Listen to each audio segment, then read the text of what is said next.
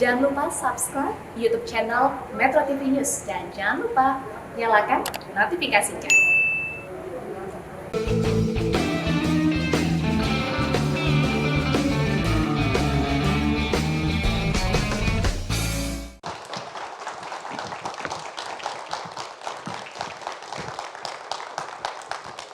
Di acara Kick Andy, saya paling sering mengangkat cerita tentang orang-orang biasa yang berbuat luar biasa. Mengapa topik ini paling sering saya angkat? Karena saya ingin agar cerita-cerita dari para narasumber seperti ini mampu menginspirasi kita untuk melakukan hal yang sama, yakni berbuat baik bagi orang lain. Mudah-mudahan cerita-cerita tentang orang-orang biasa yang berbuat baik atau berbuat luar biasa mampu mendorong Anda, siapapun Anda, apapun pekerjaan Anda, untuk juga berbuat baik bagi sesama. Itulah harapan saya. Karena itu hari ini saya mengangkat kembali cerita orang-orang istimewa tadi. Mari kita sambut Nopriana Lakamani. Novi, panggilannya Novi ya? Ya, Apa kabar? luar biasa. Luar biasa. Terima kasih sudah mau datang. Silakan duduk. Novi, kamu dari mana? Saya berasal dari Alor, Nusa Tenggara Timur. Pekerjaan sekarang apa? Pekerjaan guru PAUD. Guru PAUD. Ya, Keren. makasih. Iya. Jadi ini nama sekolahnya apa? Sekolahnya KB PAUD Saitun, Oke, ini sekolah milik siapa? milik saya sendiri. Oh, Ya, jadi Ibu Guru Novi yang mendirikan sekolah itu? ya, saya sendiri mendirikan. Wow, itu dari sejak kapan itu ya? Dari 2019, bulan 6 2019. Itu sekolah berbayar atau gratis? Pertama tidak bayar. Oke. Pertama tidak bayar karena awal pertama itu anak-anak bermain-bermain, jadi kita kasih masuk untuk belajar bersama. Habis itu selang berapa bulan langsung mereka kita suruh untuk bayar 10.000. Bayar 10.000 1 bulan? 1 bulan. Tapi Hanya 3 atau 4 orang, tidak sampai 10 yang bayar. artinya setengah gratis ya? Setengah gratis, yang mau ya. bayar-bayar, yang tidak mau bayar tetap aja diizinkan sekolah, belajar. Belajar. Hebat sekali. Nanti pertanyaan berikutnya dari mana biaya operasionalnya ya? Tapi jangan dijawab dulu, kita lihat dulu liputan berikut ini.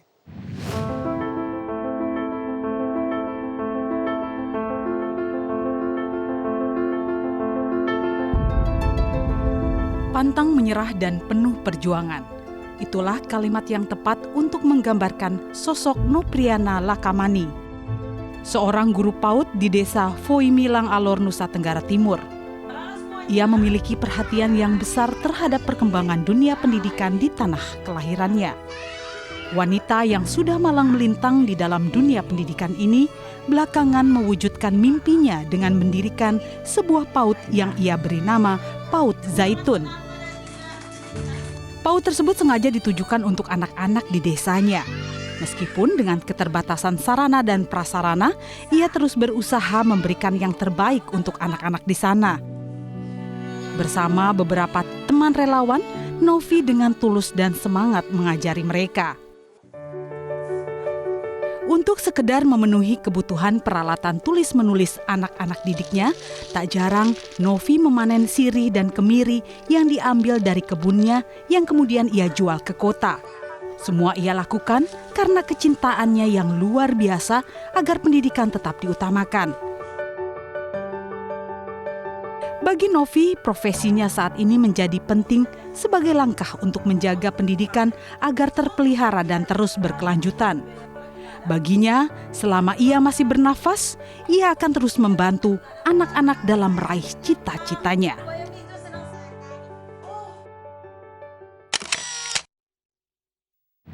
Nah, itu tadi kita lihat bagaimana kegiatan di PAUD tempat Bu Novi mengajar ya. Nah, tapi kalau boleh tahu, Novi sendiri berapa bersaudara? Saya 6 bersaudara. Anak keberapa? Anak pertama. Anak pertama. Bapak dan Ibu kerja apa? Bapak dan ibu petani dua-duanya. Petani dua-dua. Tapi saya dengar-dengar dulu hidup susah ya, sampai harus ikut paman ke Kupang, begitu? Ya. Bagaimana ceritanya? Nah, awal pertama waktu itu saya tamat SD. Terus? Jadi saya bersama dengan paman saya tinggalnya di Kupang dan dia berlibur ke kampung. Di situ diajak saya ke Kupang. Dan setelah itu saya sekolah dari SMP sampai dengan SMA. Atas biaya paman. Atas biayanya dari paman. Nah, sekarang ini pendidikan formal terakhir apa? Novi sekarang pendidikannya apa terakhir? S1. S1 apa? Agama. Nah, bagaimana dengan kondisi ekonomi seperti itu bisa sarjana?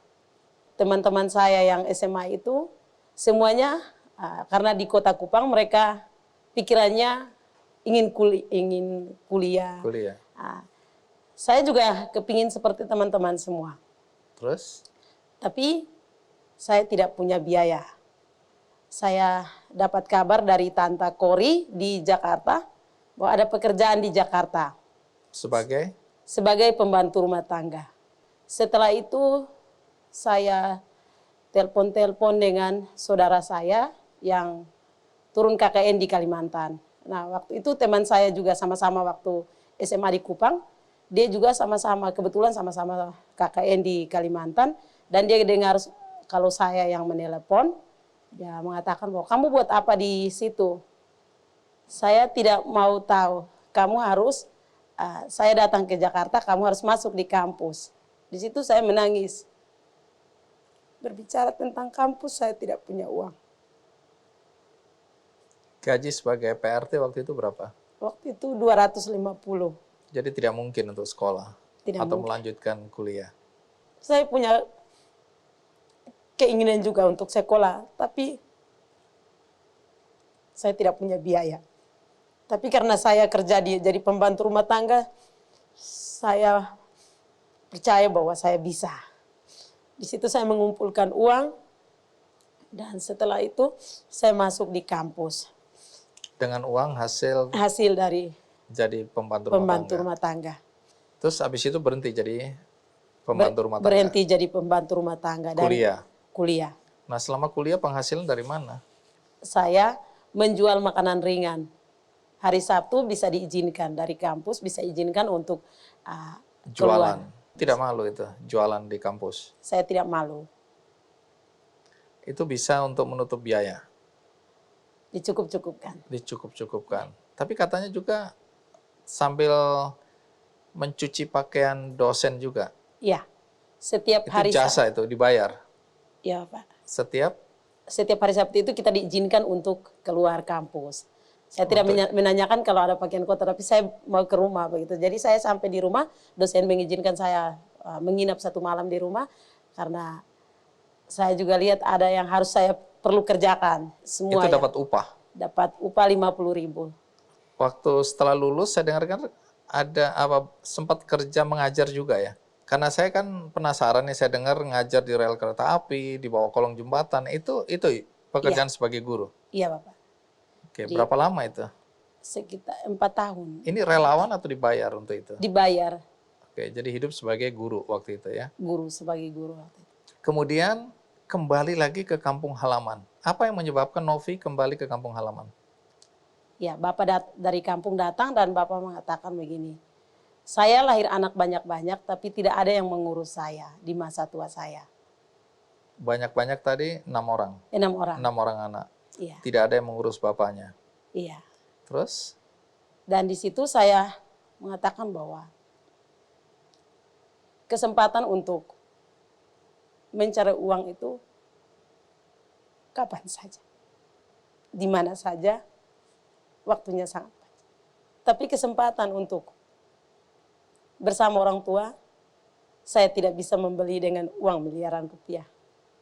Di situ saya mengambil keputusan, kerja yang bagus saya kasih tinggal, dan saya dengan Bapak bersama-sama naik kapal dari Tanjung Priuk menuju ke Alor. Dan sampai di Alor, Bapak sakit-sakitan, saya uang juga tidak ada. Ada satu kejadian yang membuat saya sedih. Dokter mengatakan kalau Bapak membutuhkan obat dan harganya 200.000. Kalau tidak diantar ke Kupang untuk lanjut perawatan yang lebih bagus lagi.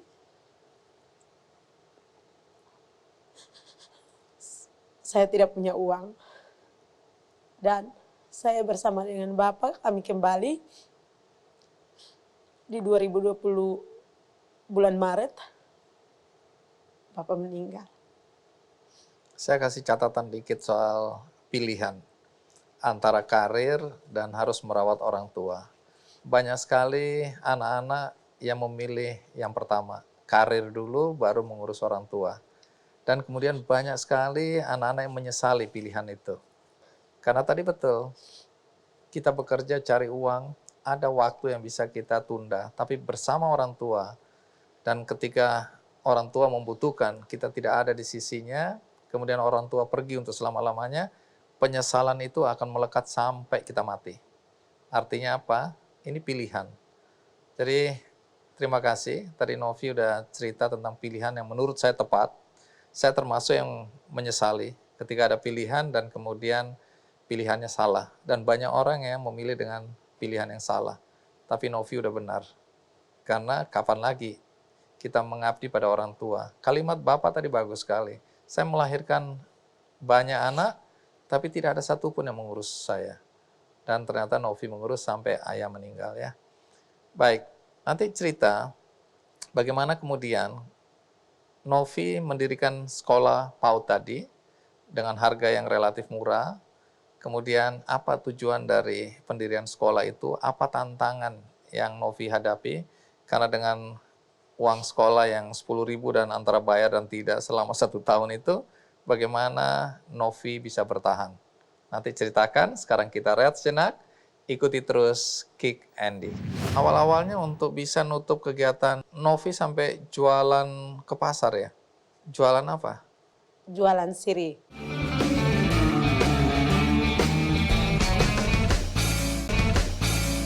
Setelah pulang ke kampung halaman, merawat bapak sampai meninggal. Nah sekarang bagaimana ceritanya kok bisa sampai mendirikan sekolah atau PAUD itu?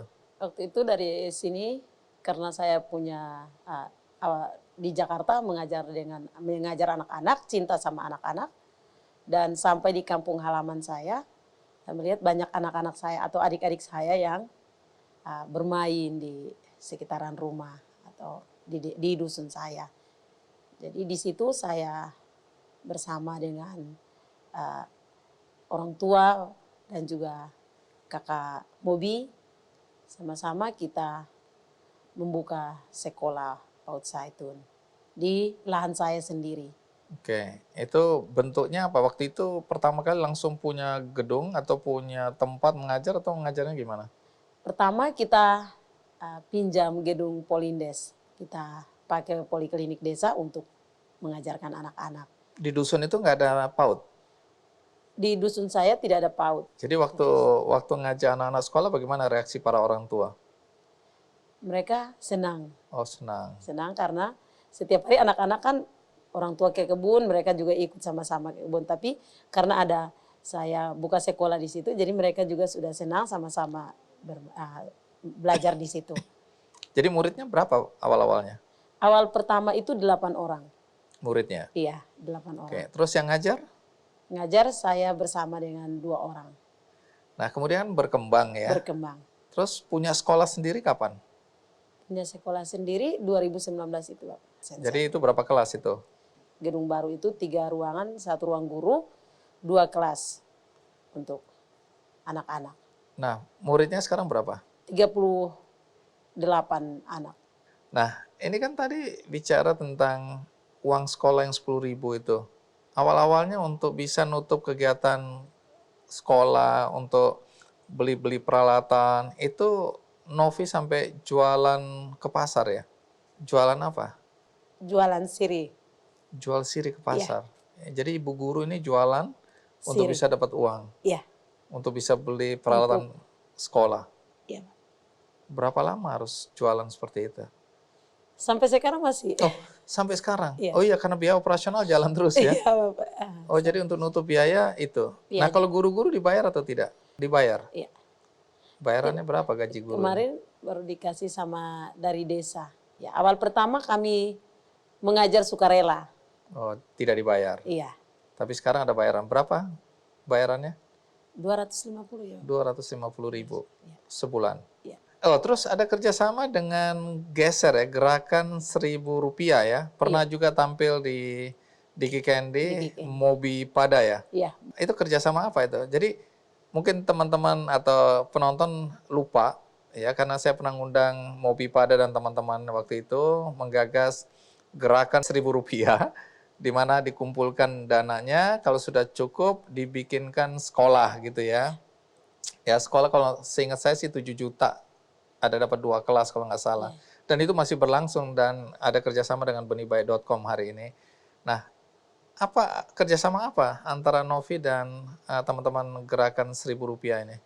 Jadi gerakan Rp1.000 sangat membantu kami juga di PAUD Zaitun. Okay. Biasa kalau ada kebutuhan kami di kota, kayak saya membutuhkan untuk kertas segala macam atau kebutuhan-kebutuhan anak-anak, biasa dari Geser membantu juga. Sama transportasi saya untuk turun naik. Karena dari kampung turun ke kota harus dengan oto. Oke, jadi itu ya kerjasamanya ya. Iya. Nah, tantangan apa yang paling dirasakan ketika Novi dan para guru mengajar di PAUD ini? Tantangan yang saya hadapi atau alami di desa tempat saya, kurangnya peralatan-peralatan untuk mengajar anak-anak. Karena mengajarkan anak-anak PAUD itu dia langsung lihat langsung apa yang kita pegang itu baru bisa terekam di dalam otaknya dia atau pikiran. Tapi karena kita di desa, kebutuhan seperti alat-alat peraga, alat-alat peraga, terus alat-alat untuk kebutuhan guru semuanya, itu juga sangat kurang. Sama di sana itu turun naik ke kota itu yang sangat membuat kami itu susah. Di ongkos, Iya, biaya? di ongkos. Oke, Turun jadi kalau mau ke kota berat sekali ongkosnya ya? Iya. Baik, itu tantangan dihadapi ya. Kalau orang tua sudah pada dasarnya mendukung ya. Apa harapan Novi dengan adanya PAUD Zaitun ini? Rasa harapan saya ke depan untuk pendidikan di PAUD Zaitun agar anak-anak saya menjadi orang yang berhasil. Amin. Dapat berguna bagi keluarga, bagi bangsa. Karena pikiran saya dari awal Orang susah. Saya mau anak-anak saya, mereka lebih berhasil dari saya. Jangan harus melalui masa-masa sulit seperti yang Novi lalui ya. Harus jadi pembantu rumah tangga, ya harus nyuci pakaian untuk bisa berhasil, bisa sekolah sampai sarjana ya. Mudah-mudahan jalan mereka lebih baik. Iya. Karena dari awal Novi sudah membuka jalan bagi mereka ya. Oke, doa saya juga semoga itu betul-betul bisa terwujud ya. Terima kasih Novi. Iya. Tetap semangat. Baik, berikutnya saya akan mengundang seorang anak muda, dulu tukang ojek, bapaknya juga katanya tukang ojek, tapi dia mampu mendorong perubahan di desa tempat tinggalnya. Dari desa yang kumuh menjadi desa yang sehat, desa yang kreatif, dan banyak pemberdayaan ekonomi terjadi di desanya. Apa yang dilakukan? Siapa dia? Ikuti terus Ki Candy. Jadi benar itu, dulu tukang ojek. Iya Pak, dari SD saya udah ngojek Pak.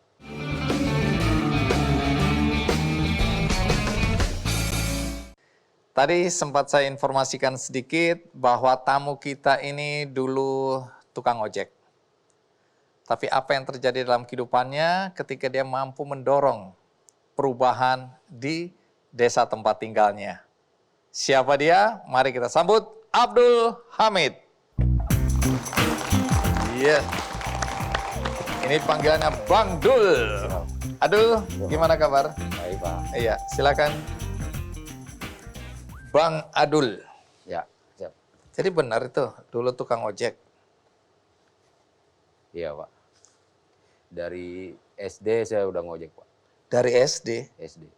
itu berarti belum punya SIM itu ya, Belum tapi sudah ngojek. ngojek. Itu karena terpaksa atau karena nakal? Karena terpaksa, nakal juga Pak. Oh iya, kalau nggak nakal nggak berani bawa motor. Jadi Betul. ngojek. Ngojek di daerah mana itu? Jadi waktu itu, waktu kecil SD saya ada waktu luang. Kalau sore suka jemput sekolah. Mm-mm. Jadi saya antar jemput anak sekolah. Jadi Anda tinggal di kampung apa sini? Atau desa apa? Waktu kecil tinggal di desa Keboncau Di mana itu? di Kecamatan Teluk Naga.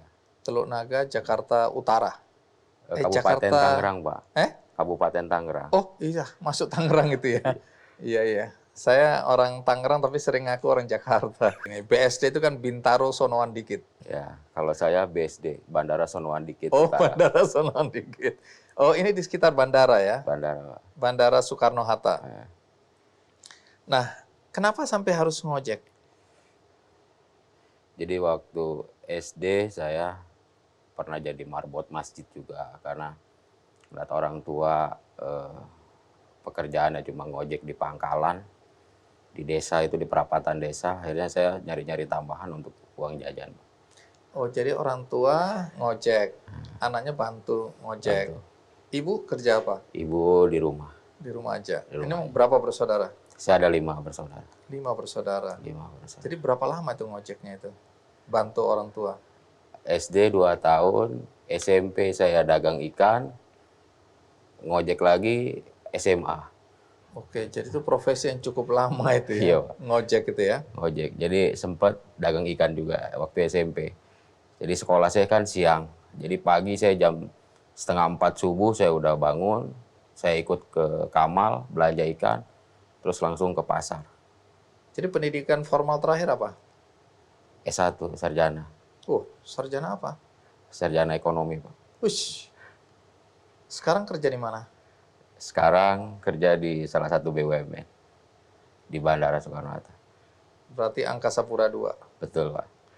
Oh, jadi sekarang pegawai Angkasa Pura II. Iya, betul. Masih ngojek nggak? Udah enggak. Kalau masih ngojek aku laporin bosmu. Oh tidak, keadaan sudah berubah ya. Tapi itu tadi adalah cerita perjalanan hidupmu. Iya. Nah, Bang Adul, ini kan menarik karena belakangan aku dengar banyak perubahan ya di Teluk Naga ini. Karena sekarang ada pemberdayaan ekonomi, ya, ada kesehatan juga berkembang di sana. Kemudian nanti cerita, karena diawali dengan keinginan untuk ngajarin anak-anak belajar komputer, kemudian sekarang pendidikan di sana relatif maju. Nanti cerita, tapi sekarang kita lihat dulu tayangan berikut ini.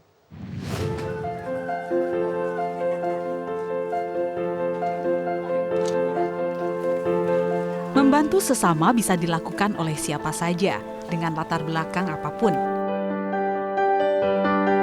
Seperti Abdul Hamid yang merupakan aktivis yang bergerak dalam bidang pendidikan dan lingkungan. Abdul yang hidup sederhana dan bekerja di Bandara Soekarno-Hatta ini berkecimpung dalam kegiatan sosial sejak kecil.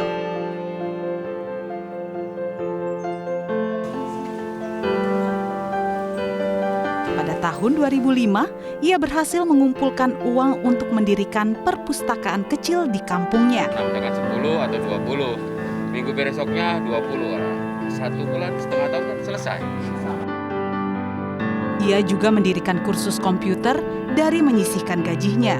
Para siswanya hanya dikenakan biaya Rp5.000 per sekali datang dan mendapatkan sertifikat. 2, kurung tutup, koma, tembel banyak.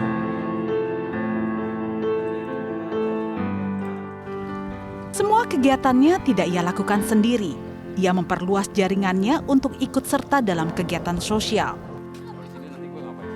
Tidaklah mudah untuk Abdul mendapatkan kepercayaan dari orang-orang. Ia pun kerap dimaki, bahkan difitnah. Namun dengan sifat pantang menyerah, Abdul bahkan berhasil mengajak seluruh warga di kampungnya untuk membudidayakan maggot sebagai salah satu cara untuk menanggulangi sampah di kampungnya.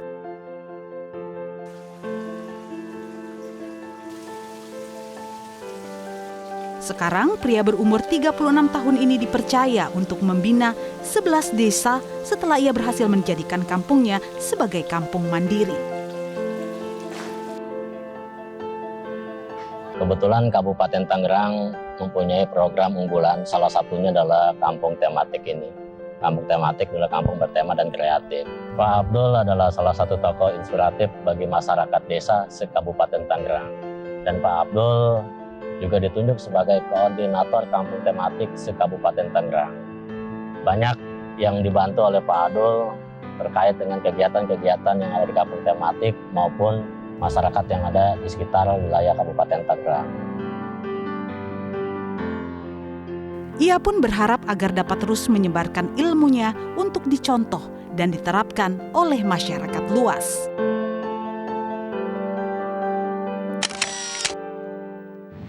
Oke, jadi kita lihat indah sekali dan ada kegiatan-kegiatan yang dilakukan baik oleh kaum perempuan maupun laki-laki ya. Ada ikan, ada sayur, warna-warni di situ. Tapi boleh cerita nggak, waktu Bang Adul kecil itu situasi dan kondisi di desa itu seperti apa? Desa sekitaran Bandara Soekarno-Hatta boleh dibilang wilayah yang terbelakang. Terbelakang. Baik secara pendidikan maupun secara ekonomi. Termasuk saya waktu kecil, saya SD tuh selalu pulang sekolah itu bawa sepeda ya. Sering nengokin bandara. Bandara ini punya siapa sih gitu kan. Kenapa, apakah saya bisa kerja di dalam bandara itu. Sementara dari kecil saya nggak pernah masuk ke dalam situ. Akhirnya dengan keberanian saya mencoba masuk, tapi secara sembunyi-sembunyi. Saya pernah kepengen itu, waktu kecil tuh istilahnya apa ya, kita pengen punya mainan aja susah. Nah, saya coba masuk ke tempat pembuangan sampah yang dalam bandara namanya Gerbit. Nah, saya coba molos masuk situ. Di situ banyak mainan yang limbah dari pesawat, seperti kayak wangi-wangian itu, mendem apa namanya itu, sama apalah krim-krim susu gitu banyak di situ. Nah akhirnya setelah saya masuk situ, tahunya saya dikejar sama security, ternyata nggak boleh. Jadi sampai sekarang saya masih ingat itu. Jadi situasinya dulu buat anak-anak itu ya di lingkup kemiskinan itu ya. Ya. Kan katanya waktu SMA paman ngajar ya. Ngajar apa? Paman. Iya, ngajar jadi, apa? Di paman sekolah saya itu pernah buka Planet Baca namanya. Dia istilahnya bergerak di lingkungan juga. Dia buka hampir 10 perpustakaan gratis. Nah, salah satunya saya diminta untuk ngajar di situ. Di perpustakaan Di itu. perpustakaan. Taman bacaan lah ini. Taman bacaan. Jadi SD, SMP, SMA. Setelah lulus SMA saya ikut pendidikan. Itu motor yang dulu SMA saya pakai ngojek itu saya jual. Kenapa dijual? Untuk kursus. Buka kursus? Bukan, saya masuk kursus nggak punya uang. Masuk kursus nggak punya uang, jadi untuk biaya kursus Saya jual jual motor. motor. Kursus apa ini? Namanya TOT, Training of Trainer. Oke, TOT ya. TOT untuk apa? Bidang apa? Bidang komputer sama bahasa Inggris. Oke, ikut. Kenapa tergerak hatinya untuk mau ikut? Karena SMA saya nggak benar. Oh, iya, sudah diduga itu. Jadi SMA-nya nggak benar. Malam saya ngojek dari jam 10 pulang jam 2. Pagi saya harus nganter karyawan. Sore saya jemput lagi. Jadi waktu belajar saya banyak kesita. Oh, jadi banyak tidurnya di kelas. Iya. Atau bahkan bolos ya? Banyak bolos. Oh, jadi ada kesadaran untuk mengisi kekurangan itu dengan kursus komputer dan bahasa Inggris. Ya, 6 bulan saya nggak pulang. Oke. Bahkan untuk itu nekat jual sepeda motor. Untuk ongkos pelatihan itu tadi ya? Selama 6 bulan. 6 bulan. Nah, sesudah lulus, Sesudah apa lulus. yang mendorong kemudian bikin sendiri ya kursus itu ya? Ya, jadi setelah lulus itu saya diminta ngajar di perpustakaan. Nah, mulai saya ngajar bahasa Inggris untuk anak-anak SD. Waktu itu sama 1 tahun. Itu hampir ada 800 yang ikut belajar di situ. Oh.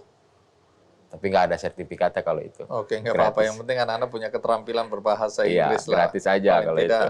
Secara fundamental nih ya. Nah, setelah itu baru saya mulai panggil kerja di bandara. Oh. Jadi selama saya ngajar bahasa Inggris itu, ternyata ada yang lihat dari salah satu karyawan di Angkasa Pura II, lihat saya ditanya-tanya, tuh anak kerja di mana? Saya bilang nganggur. Kenapa ngajar nggak mau dibayar, istilahnya nggak dibayar mau. Lah, selama saya nganggur apapun saya lakuin, saya bilang gitu. Daripada saya duduk-duduk manis, lebih baik saya ngajar begini. Oh, waktu itu ngajar nggak dibayar ya? Nah, dari situ terus jadi karyawan ya?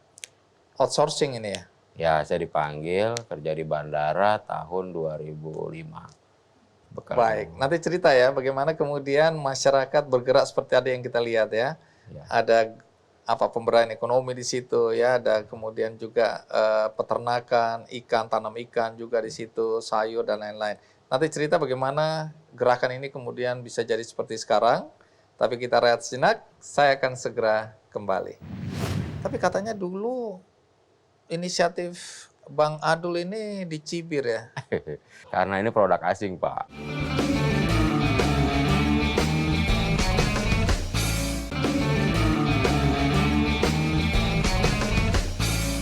Jadi saya membayangkan tadi masa kecil Bang Adul ini kan susah ya. Ayah tukang ojek, kemudian dari masih SD aja udah bantu ayah jadi tukang ojek juga ya. Dan kehidupan yang tidak mudah.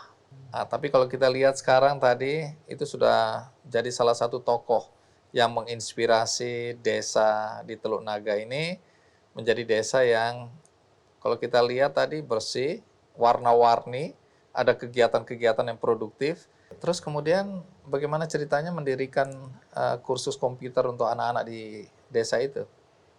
Ya, jadi ngelihat saya udah pas begitu saya masuk kerja di bandara tahun 2005, saya belum kuliah. Saya waktu masuk karena nggak kuliah, kenapa gaji saya 600. Jadi baru pertama kali masuk saya digaji 600. Belum cukup untuk Belum cukup. kuliah. Ya, akhirnya di tahun berikutnya saya baru direkrut di koperasi. Nah, gaji saya naik tuh 1.200.000. Nah, Baru bisa kuliah. Saya baru mulai berani kuliah. Nah, soal mendirikan kursus komputer itu gimana ceritanya? Apa yang mendorong Bang Adul untuk bikin kursus komputer untuk anak-anak di desa itu? Ya, kursus komputer itu saya dirikan tahun 2018 akhir. Jadi setelah saya sudah jadi karyawan. Gitu. Jadi saya melihat ada tempat kursus tapi mahal. Anak-anak nggak sanggup bayar. Nggak sanggup bayar. Akhirnya saya mencoba 1 tahun, saya sisihkan gaji saya beli setiap bulan itu 1. Target saya komputer bekas 1. Komputer bekas. Ya, 1. Terus Nah, ditaruh di mana itu? di rumah, saya kumpulin di rumah dulu. Oh, oke. Terus? Di rumah saya kumpulin, setelah ada 10 unit, baru saya mau berani buka. Di mana bukanya? Di dekat rumah saya itu ada istilah saya cari-cari lokasi, kebetulan ada rumah tua, orangnya sudah meninggal. Nah, di situ saya coba minta tolong untuk naruh komputer di situ. Oke. Terus anak-anak yang datang belajar bayar? Pertama gratis. Gratis. Karena saya butuh listrik, butuh perawatan, akhirnya saya mintakan uang per 1 kali pertemuan 5.000. Terus banyak yang mau? Banyak. Biasanya kalau gratis malah anak-anak itu nggak menghargai ya? Iya, jadi 1 bulan, 2 bulan saya coba gratis, ternyata belajarnya Suka-suka sembarangan. Akhirnya udah kalau dia suka-suka, lebih baik kita ikat biar agak serius. Gitu. Akhirnya Nggak mau rugi, jadi orang tuanya bilang, ayo belajar, udah dibayarin 5.000. Iya. Biasanya gitu ya. Oh, dari situ ya. Jadi dari situ. Oke, terus belajar apa lagi yang berkembang ini ya? Dengar-dengar Ya, ya. sekarang sudah istilahnya legalitasnya sudah saya urus dan saya bisa ngeluarin sertifikat. Oh, jadi sekarang. Jadi kira-kira lulusannya udah berapa banyak ini? Kalau dari awal hampir 700 yang belajar di situ. Wow. Dan yang sudah lulus hampir 160. Apa manfaat? Ini nggak terbatas, saya dengar nggak terbatas lagi pada anak-anak ya. Siapapun juga warga kalau mau kursus silakan gitu ya. Silakan. Ada sertifikatnya lagi ya. Ada. Dan itu manfaatnya buat masyarakat dan anak-anak apa itu? Nah, manfaatnya banyak, Pak. Ketika mereka punya keahlian dan punya sertifikat yang legal, yang resmi, maka perusahaan di mana dia mau melamar pun akan menghargai. Artinya mempermudah masyarakat, istilahnya secara persyaratan, mereka sudah punya kemampuan lebih daripada yang lain. Gitu. Kita kasih bekal. Nah, kalau boleh tahu bagaimana awal mulanya bisa menggerakkan masyarakat seperti yang sekarang kita lihat ini? Awal mula itu memang saya coba mengajak kepada masyarakat itu untuk bergotong royong. Karena kebanyakan sekarang yang sudah hilang itu gotong royong, tenggang rasa itu udah hampir hilang lah di tengah-tengah masyarakat. Caranya gimana tuh ngajak orang-orang, kan nggak gampang itu. Ya, saya coba buat konsep program, di mana program itu ada 4 pemberdayaan, yang di dalamnya itu banyak sekali istilahnya, ada beberapa kegiatan. Nah, Apa 4 pilar lah kira-kira gitu ya? ya jadi Apa itu? konsepnya itu yang pertama pemberdayaan pendidikan, di bawahnya itu ada perpustakaan, bahasa Inggris, komputer, dan balai latihan kerja. Itu yang harus diisi di kegiatan setiap kampung itu. Nah, yang kedua kesehatan itu ada taman toga, ada Toga program, itu tanaman obat keluarga. iya, ada BPJS atau pelayanan kesehatan tingkat RW. Gitu. Terus ada juga dari sektor ekonominya, kita gerakin dari pertanian sama peternakan. Ikan tadi ya kalau Ya, kita ikan, lihat ya. kalau Unggas, unggasnya ya, ada unggas juga juga udah unggas. mulai berjalan. Oke, Nah, terus terus kalau dari pemberdayaan lingkungannya, penataan lingkungannya itu ya kita coba bagaimana menciptakan lingkungan yang sehat, bersih dari sampah. Jadi di kampung itu banyak orang buang sampah di samping rumah, terus dibakar. Nah, kita coba hilangkan budaya-budaya seperti itu, kebiasaan seperti itu kita hilangkan dengan kita angkut sampahnya, kita tarik sampahnya yang ada nilai ekonomisnya biar dipilah sama masyarakat itu sendiri. ada bank sampah juga di sana. Ada, kita udah mulai ini kan. Nah, dari terus kita coba gerakin masyarakat ini sadar lingkungan. Gitu. Jadi masyarakat kita coba bagaimana dia peduli terhadap lingkungan, cinta terhadap lingkungan. Ada sentra UMKM juga, dengar sentra kerajinan itu apa itu? Nah, sentra kerajinan itu kita kan dari beberapa desa itu biasanya ada yang kreatif. Dari kelapa dia bikin bonsai, dari keripik, ada yang keripik sukun. Nah, mereka kan kadang pengemasannya biasa-biasa aja. Nah, itu kita coba masukin pelatihan-pelatihan untuk pengemasan. Seperti itu. Kalau tadi di video itu liputan, kita lihat kan banyak sekali yang ikut terlibat aktif ya. Tapi katanya dulu inisiatif Bang Adul ini dicibir ya. Orang nggak yakin, dicurigai malah. Kenapa? Kenapa bisa cerita itu? Karena ini produk asing, Pak. Jadi Sesuatu yang tidak biasa. satu yang tidak biasa. Akhirnya Terus orang biasanya melihatnya ini dari sisi proyek, kadang-kadang ada gitu. apa ini? Ada apa Maksudnya ini? apa? Dia dapat Maksudnya apa? Iya. Keuntungannya apa? Begitu Tapi ya? setelah kita jelasin bahwa ini kita program sosial kemasyarakatan, dari kita, untuk kita, dan milik kita. Akhirnya masyarakat itu mulai. Karena ini kan Itu berapa lama masyarakat akhirnya paham bahwa ini sesuatu yang positif, yang 1 baik? sampai 2 tahun. Artinya perlu daya tahan juga itu ya. Iya. Apalagi katanya istri juga ragu ya. Apa iya ini bakal berhasil gitu ya? Karena jarang pulang. Jarang pulang. Oke, tapi kalau hari ini kita lihat ya ikut bangga lah ya. Apa yang terjadi? Jadi perubahan apa yang nyata yang terasa atau terlihat sekarang ini?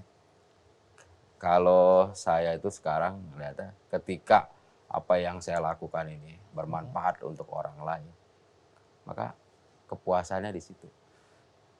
Jadi kalau materi kita enggak. Artinya dari kecil memang saya udah biasa susah. Jadi untuk nyari kesenangan, ketenangan itu ya dengan cara begini. Gitu. Apa yang bisa kita lakukan buat masyarakat, nah itulah kepuasan batin saya.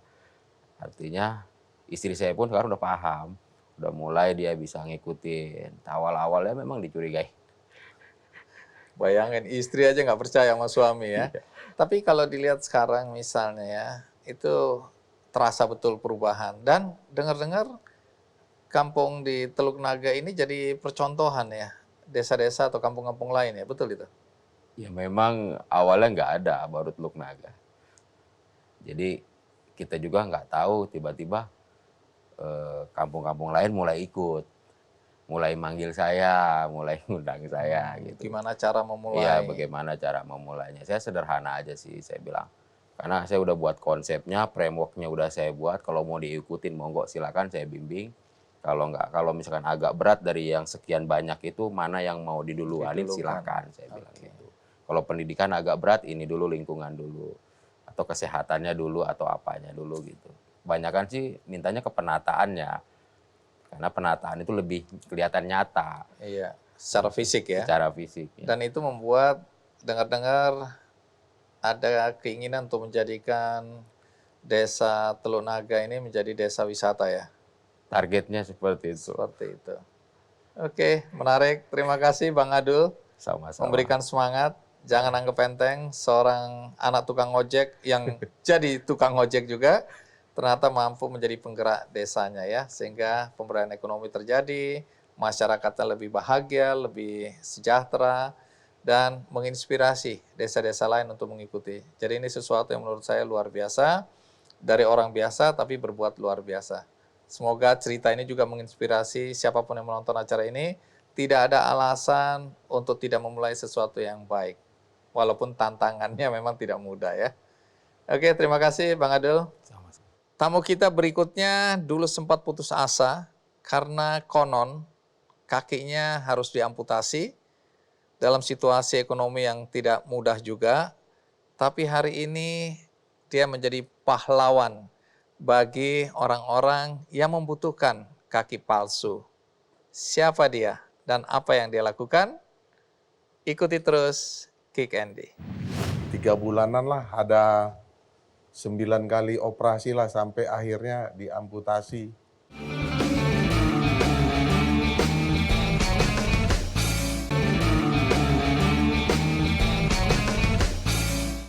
Setelah ini ada cerita mengenai seorang loper koran yang kehilangan salah satu kakinya, tapi dia menjadi pahlawan bagi teman-teman yang juga kehilangan kaki dan membutuhkan kaki palsu. Siapa dia? Mari kita sambut Ramon Sopiar. Halo Om Andi. Wah, Bang Ramon. Apa kabar? Baik. Tunggu, jalannya nggak ada masalah ini kelihatannya. Apa saya salah ngomong tadi bahwa kehilangan kaki? Goyang. Oh, goyang juga. Jadi coba mau lihat betul kakinya. Oh, ini kaki palsu nih. Iya. Oh, jadi kehilangan satu kaki. Jangan sampai 2, Bang. Oh, jangan sampai 2 ya. Kita doakan jangan sampai ya. Oke, silakan duduk nanti cerita soal kaki ini ya.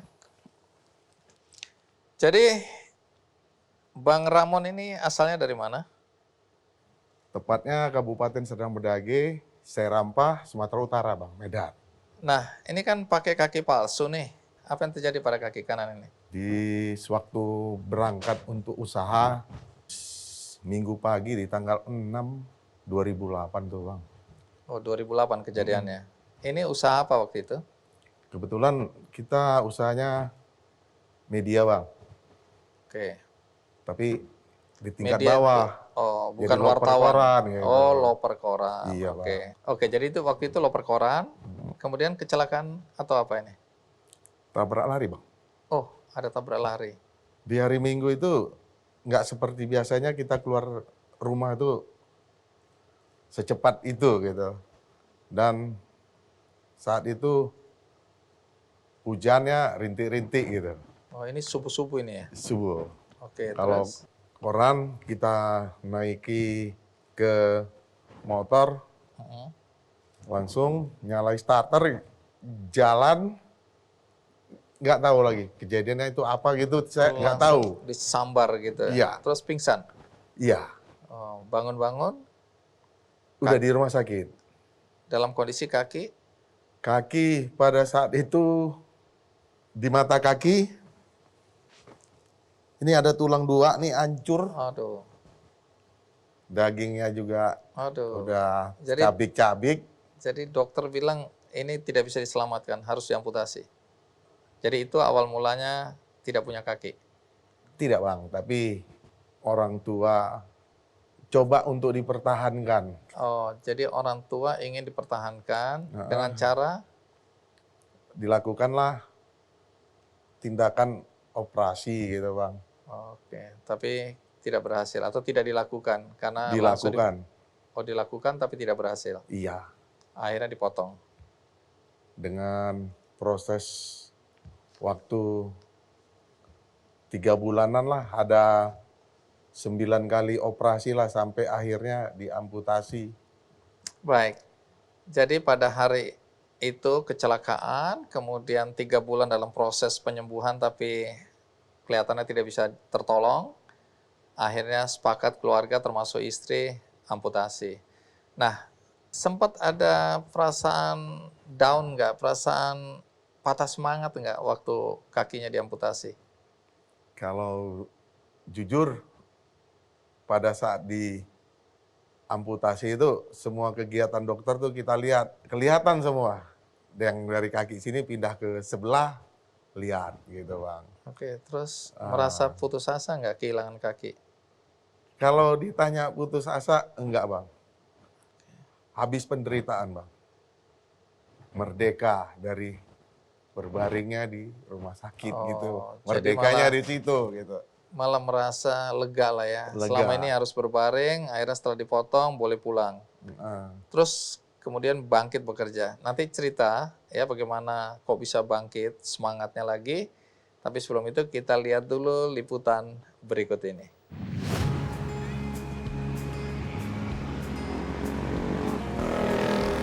Sebelum ajal berpantang mati, sebuah peribahasa bagi seorang Sophia Ramon.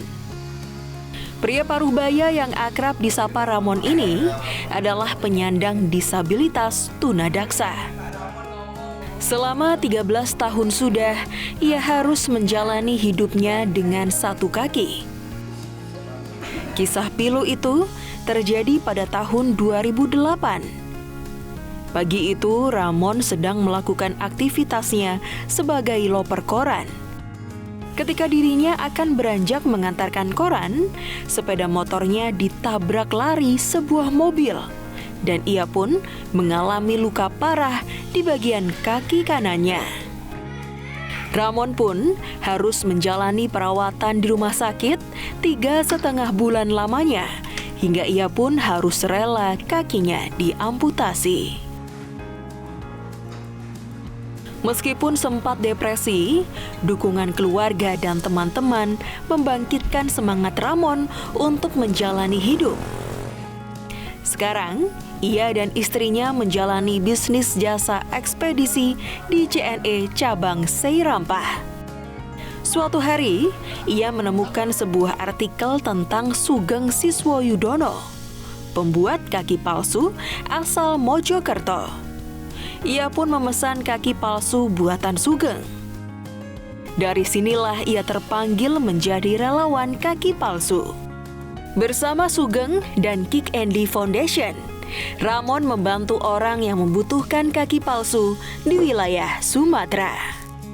Sampai saat ini, ia sudah menolong puluhan orang yang membutuhkan kaki palsu gratis.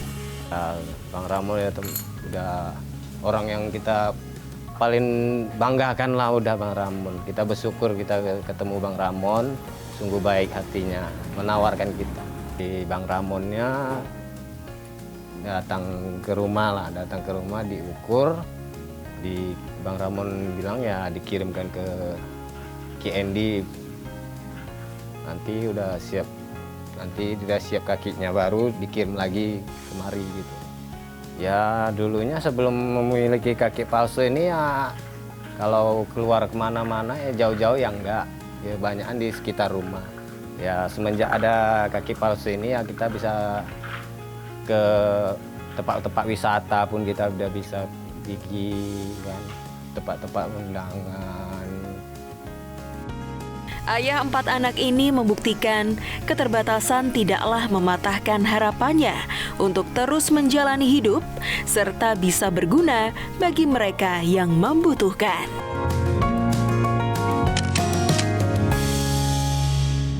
Waktu diamputasi, terus kemudian dapat kaki palsu dari mana? Dari siapa?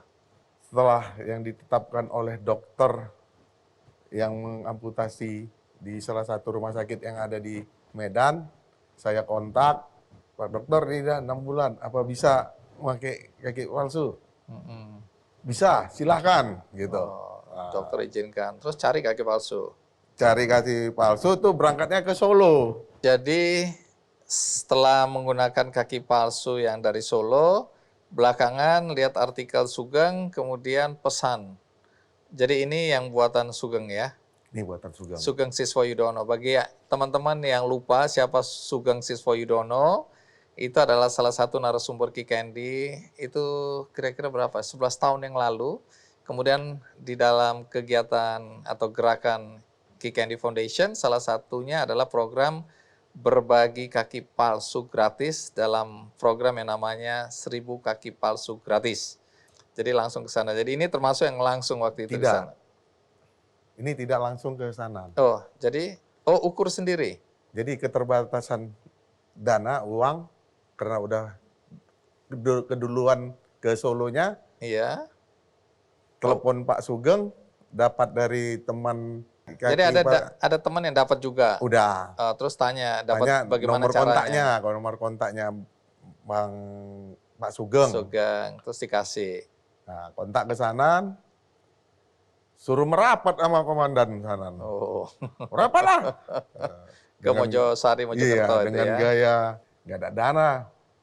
Nggak ada dana. Pak. Terus akhirnya Ya ukurlah ukur sendiri. Lalu siapa yang ukur waktu itu? istri. Oh, istri yang ukur, terus dikirim ke Mojokerto. Terus dibuatkan jadilah ini ya. Siap. Oh, langsung bisa jalan ini.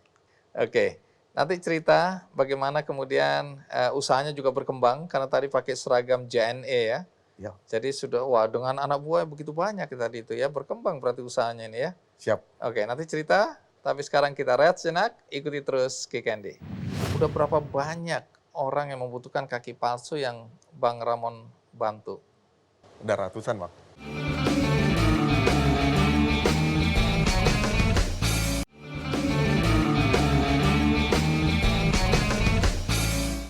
Karena kan sempat juga tadi dia bilang ada krisis kepercayaan karena kehilangan kaki, tapi kemudian bisa bangkit dari loper koran, usahanya berkembang, bahkan sekarang tadi jadi agen JNE ya? Sebetulnya bukan mitra, Bang. Apa? Cabang. Oh, cabang. Wah, hebat. Jadi berapa karyawan sekarang yang kerja di situ? Sampai saat ini udah 17. 17. Berarti usahanya berkembang pesat ini ya? Alhamdulillah, Bang. Oke, jadi ini menunjukkan bahwa kehilangan kaki tidak mematikan semangat. Terus bahkan semangatnya bertambah sehingga akhirnya usahanya berkembang juga ya. Nah, Bang Ramon, yang menarik kenapa saya undang Bang Ramon ke sini, sambil menjalankan usaha ya, Bang Ramon ternyata terpanggil untuk menjadi relawan tadi ya, menjadi orang yang ikut mencari siapa yang membutuhkan kaki palsu. Dan salah satu tadi yang di bengkel itu yang mendapatkan ya, karena jasa Bang Ramon ya. Jadi kalau boleh dibilang, udah berapa banyak orang yang membutuhkan kaki palsu yang Bang Ramon bantu? Wilayah Sumatera Utara, sekitar Sumatera Utara, khususnya Medan, 40 yang ditambah lagi yang ada kegiatannya dari acara-acaranya Q&A langsung ada di Sumatera Utara, udah ratusan, Bang. Ratusan. Kenapa sampai tergerak hatinya untuk membantu seperti ini? Dan ini semua gratis ya? Gratis. Jadi setiap orang yang dibantu dapat kaki palsu gratis. Ini kan kerjaan tambahan nih. Orang lain kan harusnya udah tenang, hidupku kan sudah enak seperti ini. Kenapa aku harus cari-cari perkara, bantu-bantu orang, harus cari sampai ke pelosok-pelosok gitu. Apa yang membuat Bang Ramon terpanggil untuk membantu orang-orang seperti itu? Ngalir aja gitu, Bang. Karena udah ada amanah yang diberikan dari bapak-bapak yang ada di Jakarta. Dan ini masih berjalan sampai hari ini? Insya Allah kalau program Q&A Foundation berjalan, kami tetap melaksanakan perintah yang ada dari bapak-bapak yang ada di Q&A Foundation. Baik, Bang Ramon, terima kasih ya untuk kebaikannya. Sambil kerja, sambil mencari orang-orang yang membutuhkan kaki palsu, dan upayanya ini tidak gampang karena harus mengukur ya, dan itu tidak mudah. Istri untungnya membantu ya. Jadi ini tetap semangat untuk menjadi relawan. Siap. Siap. Oke, silakan duduk. Saya mau panggil dulu teman-teman yang tadi ya. Novi dan Bang Adul, boleh naik ke panggung lagi. Kita akan tutup acara kita. Silakan, Bang Adul. Tapi sebelum ditutup, ada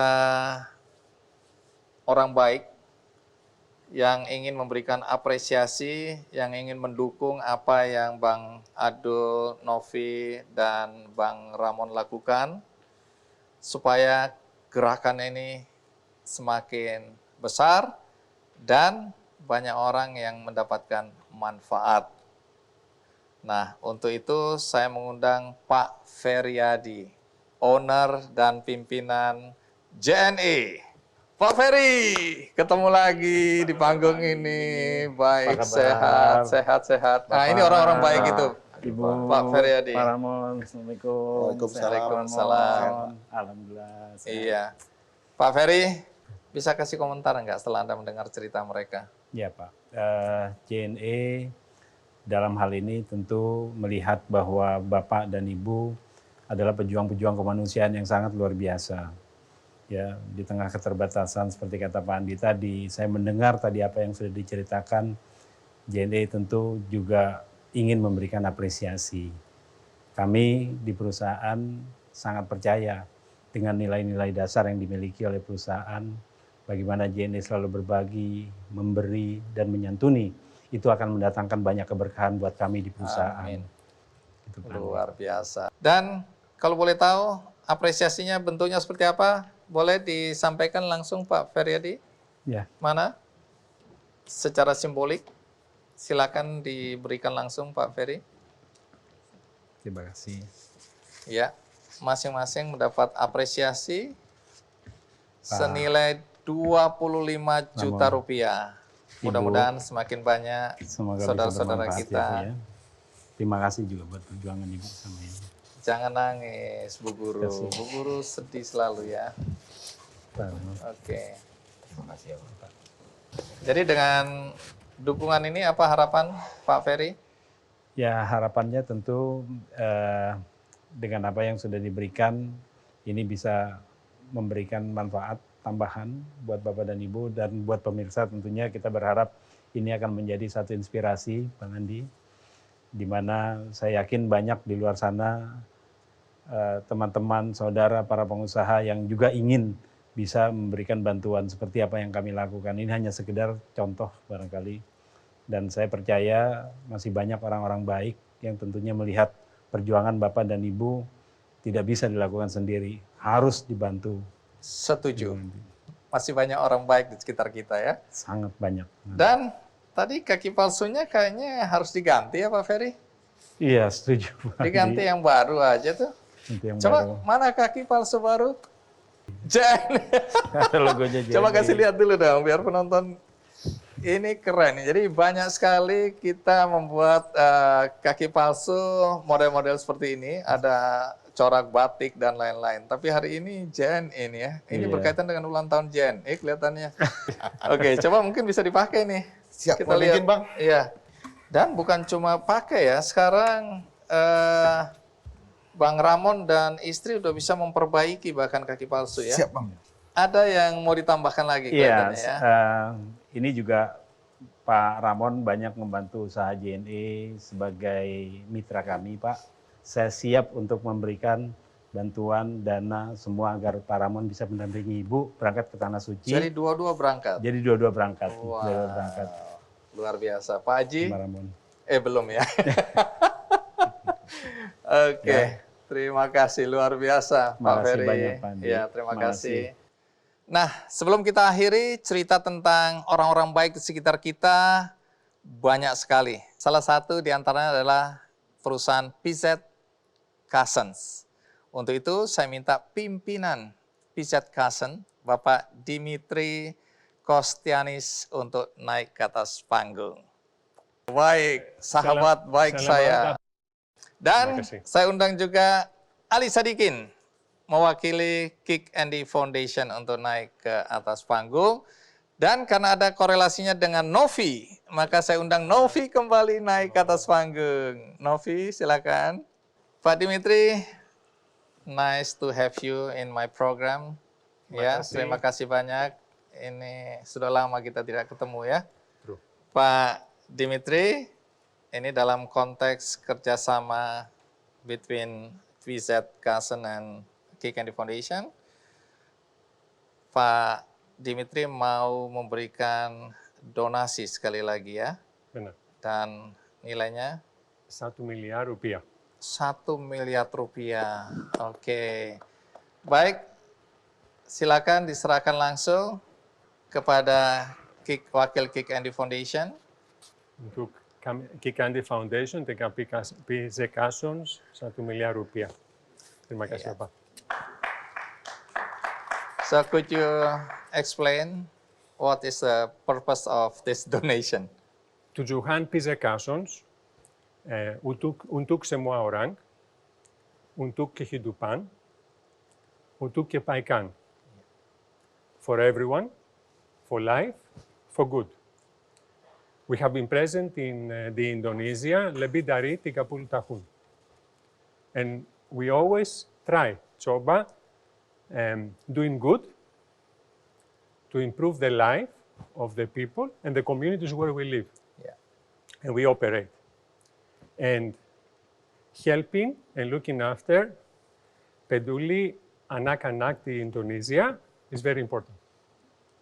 And we are very happy to be collaborating with yourselves, Kick Andy Foundation, and we are very proud of the work that Banovi Iya. is Pernah dapat doing in her bantuan school berapa? di Indonesia Timur.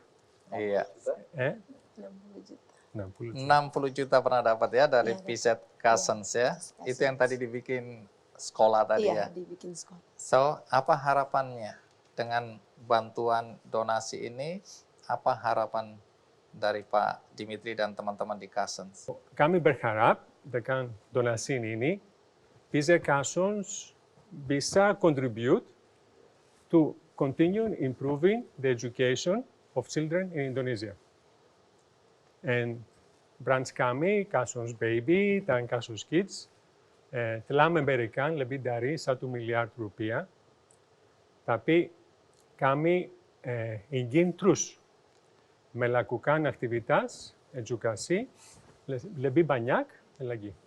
Oke, tentu ini amanah yang diberikan dan akan dilaksanakan dengan baik oleh Kick Andy Foundation ya. Untuk berbagai program yang diinisiasi oleh PZ Cousins.